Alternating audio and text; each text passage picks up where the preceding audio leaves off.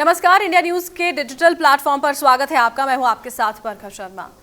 लगातार कई वक्त से बॉलीवुड हो या हॉलीवुड दुखद खबर निकलकर सामने आ रही है। उन्हीं में से एक खबर आई है, एक शानदार अभिनेता रहे चैडविक बॉसमैन के निधन की खबर।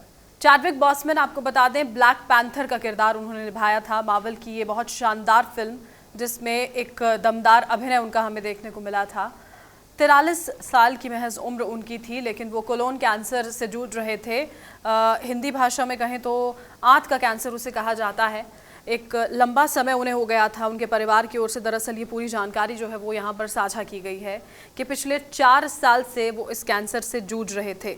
बताया ये गया कि पिछले 4 साल पहले जब उन्हें मालूम पड़ा था कि उनको यहाँ पर कोलोन कैंसर है, उसके बाद जांच जो है, इलाज जो है वो शुरू किया गया।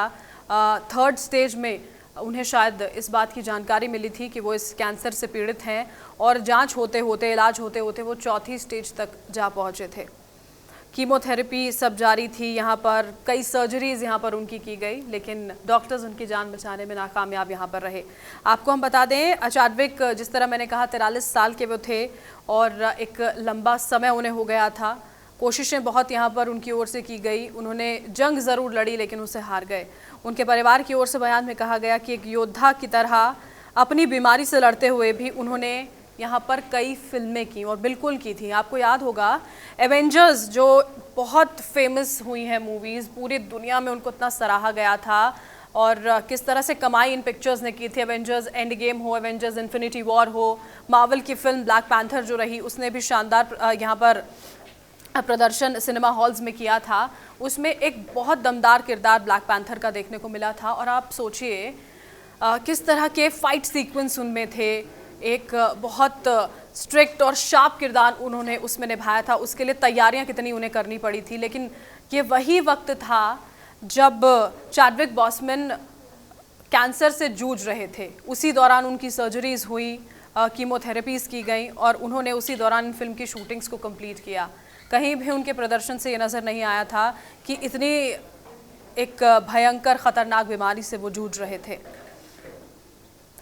आपको बताएं, आखिरी फिल्म जो थी चैडविक बॉसमैन की, वो थी द 5 ब्लड, और ये फिल्म इसी साल नेटफ्लिक्स पर रिलीज़ हुई है। क्योंकि सिनेमा हॉल्स पूरे दुनिया में अभी देखिए धीरे धीरे करके चीज़ें पटरी पर आ रही हैं, लेकिन बहुत कुछ बन रहा था।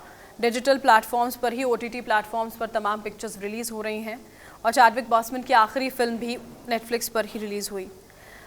उनका जन्म साउथ कैरोलिना के एंडरसन में हुआ था, और 2003 में सबसे पहले वो आए थे, जब एक टेलीविज़न सीरीज़ में उन्हें काम करने का मौका यहाँ पर मिला था।